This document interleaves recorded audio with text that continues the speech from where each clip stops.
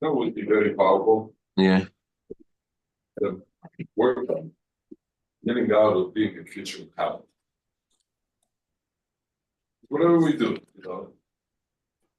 maybe change where you sit. Sit here, sorry, sit here. I'm used to making coffee in the morning. I set it up a pan the next morning. Yesterday, I ran a little bit late. I said, okay, I'll do it after davening. Because my habit is differently. It's getting to myself. You can keep your mind not being a creature of habit. Then, you'll benefit your mind. You'll be more attentive to whatever it is you're doing. So, in the parsha 2 weeks ago, we were learning about the brachas, the blessings, the blessing that Yaakov gave to his children, and the blessing he gave to Yehuda is that the leadership, the monarchy, will not leave Yehuda ad ki yaveh Shilei, until Shilei will come. So who is Shilei? So Rashi says Shilei means Mashiach. It says that all the nations of the world will give a gift to Mashiach. Yaviu Shailai, they'll give a gift to him. So Shilei means Mashiach. The Baal Turim also says something similar. The Baal Turim says that Yavoi Shilei, Shilei will come is the numerical equivalent to Mashiach. But there's a difference, it seems, between Rashi and the Baal Turim. Rashi says that Shilei himself is Mashiach. But the Baal Turim is not saying that Shilei is Mashiach. Baal Turim is saying that Shilei will come is numerical equivalent to Mashiach. Shilei itself, the Baal Turim says, is numerical equivalent to the word Moshe. Shilei is equal to Moshe. And plus Yahweh, Shilei plus Moshe equals Mashiach. Do you mean Moshe is coming? Oh, so that's a question. It sounds like from Baal Turim that Moshe is Mashiach, or that Moshe is not. But that can't be because Moshe from the tribe of Levi, Mashiach is from the tribe of Yehuda. So obviously Moshe is not Mashiach. So what does Baal Turim mean, and how does it fit with Rashi? So Moshe was the first redeemer physically, and the Talmud says he's also the final redeemer. It doesn't mean that he's actually the final redeemer. What it means is that the redemption will come with the power of Moshe. Moshe Rabbeinu is the one who actually redeems, and when we left Egypt. When the final redemption, it's not that Moshe will actually be the redeemer, the one who's actually on the ground making it happen, but it will happen with the power of Moshe. And that's why it says that Yahweh Shilei is Gematria Mashiach. With the power of Moshe, when his power is Yahweh, when his power comes, and his power is manifested, his power is actualized, that's Mashiach. So there is Moshe's potential, there is the potential for redemption, and there is the actual redemption. So Moshe is connected to the potential for redemption, and Mashiach is the actual redemption. So that's why Yahweh Shilei means Mashiach. Yahweh, when Shilei, the power of Moshe, is actualized, is manifest, it comes out, that's Mashiach. So what is the power of Moshe, and how does it relate to the coming of Mashiach, and what does it mean the power of Moshe is actualized versus the power of Moshe is in potential? So it says that Moshe Rabbeinu is connected to the Torah. It says, Zichru Torahs Moshe Avdi, remember the Torah of Moshe, my servant. Moshe Rabbeinu sacrificed himself for the Torah, and therefore the Torah is called by Moshe's name, called the Torah of Moshe. What is the first sign that Maimonides, the anniversary of passing is today, what is the first sign he says about Mashiach? The first sign he says about Mashiach is Mashiach will be well versed in Torah. Mashiach will be hoiga b'Torah. So the power for Mashiach's coming is through Moshe. Only through Moshe can Mashiach come. Moshe, what is Moshe? Moshe is Torah. But what exactly? Moshe itself. It's not Moshe itself. So Moshe's essence. So it's as if it says there's a potential for redemption, that's Torah, and there's an actual redemption when there's Yahweh. What's Yahweh? Yahweh is the American equivalent to the word echad. So echad means Hashem's oneness. When Torah is connected to echad and Torah is connected to Hashem's oneness, then Mashiach comes. What does that mean? So, so first, just to go back to Rashi and Baal Tum. So Rashi and Baal Tum are not contradicting each other. Rashi is talking about the coming of Mashiach, and Rashi is saying Mashiach's coming is hinted to in the words Shilei will come. When Shilei comes, yeah, that's Mashiach. Baal Tum is dissecting that and saying, what is the coming of Mashiach? It's Moshe plus Echad. The coming of Mashiach is Moshe plus Hashem's oneness. What does that mean? So let's first understand the meaning of the words we say in Shema when we say Hashem is one. There are two ways of appreciating Hashem's oneness. One way is where, say a joke about this yeshiva student who's studying about Hashem's oneness, he's learning Chassidus, and he's staying up all night learning about Hashem's oneness, and then he gets up in the morning and he's meditating, and as he's meditating about there's nothing besides Hashem, there's nothing else. As he's meditating, he walks into a wall. So he's like, okay, there's nothing else, but there's also a wall. And then he trips on a... Nothing else except for this wall. Yeah, nothing else. Except nothing else besides Hashem plus the wall. plus the chair, plus the table, plus... Right. So there's one... The one way of appreciating the oneness of Hashem is that you're negating the world, you're going away from the world. But in that scenario, that model of understanding, the world remains a contradiction to godliness. So you feel how everything before Hashem is negligible, but the world itself is a contradiction to godliness. But then there's a higher way of understanding the oneness of Hashem, and that is the world itself is God. As it says in the Torah, in all your ways you should know Hashem. And not only are you appreciating and connecting with and feeling Hashem's presence while you study Torah, while you pray, but even while you're involved in the most mundane things, you also feel there's not a contradiction because it is the word of Hashem that is animating and sustaining and creating the entire Daytona Beach, including that office over there. It's all being sustained every single moment. So therefore, you don't feel like it's a contradiction. It's something other than praying to Hashem. Because what is it? It's only the word of Hashem makes it exist. So that's the value of the second approach. And that's the reason why because the second approach is more in sync with God's purpose in creation, that we say in the Shema a word that echoes the second approach. There are two ways of speaking about how something is one. You could say something is one, echad, or you could say something is unique. When you say something is one, just like in English, one doesn't negate the possibility of two. One just means that it is one. Doesn't mean that it cannot be more. Like when Hashem made the world, he says it's day one. After the first day of creation, the first day of creation is called day one. But the word unique means there cannot be anything else. So in the Shema, we are echoing the second model, how the truth of Hashem is in creation. What does the echad mean?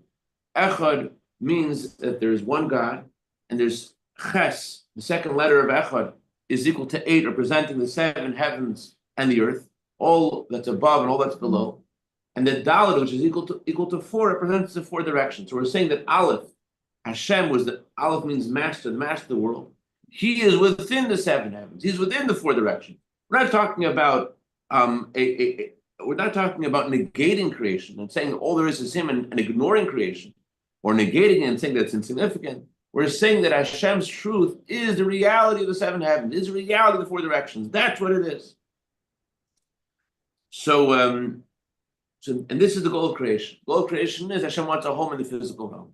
And therefore, in the Shema, Hashem tells us every day, don't say Hashem is unique, which would mean that there is no possibility for anything else, which would negate the physical reality. Say that Hashem is one, highlight the truth of Hashem in the world that you're living.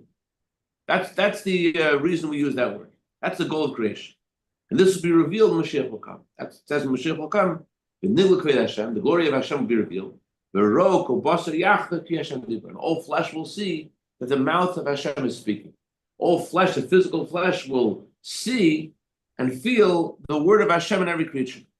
That's the unique novelty of the coming of Mashiach. It's a beautiful word. You missed it. You want to hear Shabbos? Neither you. From Chachefeg. it says in the Torah, we say in our prayers every day, Ein sur kelakenu, there's no rock like our God. Simple meaning of this is, there's no one as strong, there's no one we lean on, no one as strong as Hashem. There's no one else to lean on. But the Gemara says, the word sur also comes from the word sayer. Sayer means artist. There is no artist like Hashem. Hashem makes a world, and they say a story about this artist, and he made such an incredible wheat field that birds were coming to visit the field and pecking on the wheat and pecking on the picture. Huh? It's a creative, sure. Somebody chisel something, create something. Well, it's an artist, yeah. But it's like the artist made a painting, and the birds were chiseling on it. The birds were picking at it, so they thought it was real. So Hashem is a much greater artist than just make one picture. The whole world is a picture. It looks like a separate entity from Hashem. As the line in Chassidus, the fact that the world looks like a separate entity is an absolute lie. It's an absolute lie. And yet, that lie looks so real to us. It's a whole, huh? It's a real lie. Baruch Nufil, so funny you said it. I was in an Oceana, and I met this guy, and I could tell, I could tell he was a secret tzaddik. So I said to him, whoever's doing the costumes over there is doing a bad job. I could tell right away. I could tell you're an angel.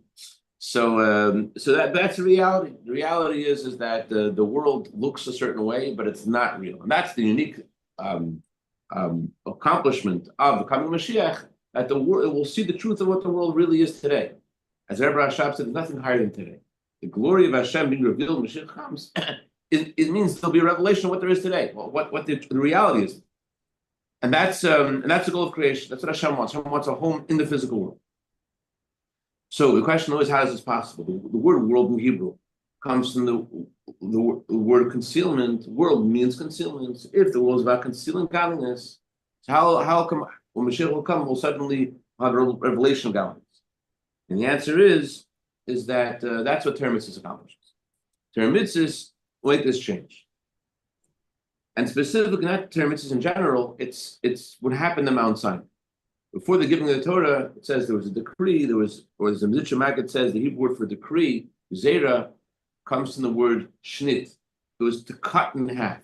Before the giving of the Torah, there was a divide. It was cut, the creation was cut in half. Half was the physical reality, and the half was the spiritual reality. It was cut apart. You couldn't connect them. The heavens and the earth were separated. The Talmud gives an analogy of two kings, king of Rome, king of Syria, don't get along, and no one from Rome can go to Syria, no one from Syria can go to Rome. So too it was impossible to bridge the gap between the heavens and the earth. When Hashem made the world, Hashem's presence was manifest in the world. But then there was a mistake of the sin of the tree of knowledge that caused God's presence to ascend, and there was a subsequent mistake of, as the Talmudic passage is brought in the Myra Baslagani, there were 7 generations of sin of Cain killing his brother, and sin of the flood, generation of the flood, and generation of the Tower of Babel. And these 7 generations of sin caused God's presence to be more and more hidden. And then 7 generations of righteous people came, Avram and Yitzchak and Yaakov. So the 7 generations of sin caused God's presence to be more and more hidden, analogous to ascending to higher and higher places of heaven, from the first heaven to the second heaven, the third heaven, the sixth heaven, the seventh heaven. After 7 generations of sin, the divine presence is completely hidden, and Avram comes in through the efforts of Avram, as the Talmud says, Avram brought light to the world. He brought the divine presence from the 7th heaven to the 6th heaven. But Moshe Rabbeinu, he's the 7th from Avraham, and it says in the Talmud, all 7 are beloved. So Moshe Rabbeinu, what does he do? He does is phenomenal. Amram, his father, brought the divine presence from the 2nd heaven to the 1st heaven, but that's still in the spiritual realms. Moshe Rabbeinu, what he does is he brings the divine presence, he manifests the physical world. With the giving of the Torah, there was a major change. They learned Torah before the giving of the Torah. It says in the Talmud, our forefathers never stopped studying Torah. The Talmud says that Avram, our father, kept the whole Torah before it was given. So they had the knowledge and they had the performance of mitzvahs. But the difference was, before the giving of the Torah, all the things that they did were just props to connect to something spiritual. They studied the information of the Torah. They did various things to help them connect to a spiritual feeling, but they weren't actually able to change the stuff of the physical world to bring Hashem's holiness into physical reality like we can when we put on film. There's divine energy in the film that is in the physical object of the film, in the animal hide itself, in the tzitzis, in the wool itself of the tzitzis. There is the divine revelation. The light of Hashem is in the physical world. So Torah mitzvahs changes the reality, because Torah mitzvahs is not just the information of the Torah, information of the mitzvahs. It's that when Hashem gave us the Torah, Hashem annulled the decree. And temporarily, the world felt a little bit like it will feel Mashiach will come. When the Torah was given, angels didn't chirp, angels didn't sing, birds didn't chirp, cows didn't moo. There's no sound. The whole world was experiencing the glory of Hashem. We had this Shabbos. So it's more than just showing the reality. It's more than that. We had with us this past Shabbos Rabbi Cowan from Eli Cowan from Humboldt. He says he has redwoods over there that were standing in the world when God gave us the Torah. And so what does the saying when Hashem gave us the Torah? It says that in the Talmud there's no echo. You saw it? You were there? Yeah. Sequoias, 3,000 years old. When this tree was here, when the Beis Hamikdash was built, it just gives you a amazing perspective. Not just when the Beis Hamikdash was built. He was saying, it says in the Chassidus, God gave us the Torah, there's no echo. What does it mean there's no echo? That it didn't bounce off of anything. Why didn't it bounce off anything? Because it permeated all existence. The revelation of Hashem told us. This tree was permeated with the words with Hashem's voice. Now, the truth is that the tree isn't unique. The tree isn't unique. Hashem's voice, the revelation of Hashem Mount Sinai, permeated all time and all space. It wasn't only when Hashem revealed himself at the beginning. Continues. And it goes into the seed and it goes into the tree again. Okay, so it does and it does. Let me say it this way. When Hashem revealed himself at Mount Sinai, so it went through all of existence. And everyone felt, everything felt, every item felt the glory of Hashem. But then when the shofar was sounded, the revelation stopped.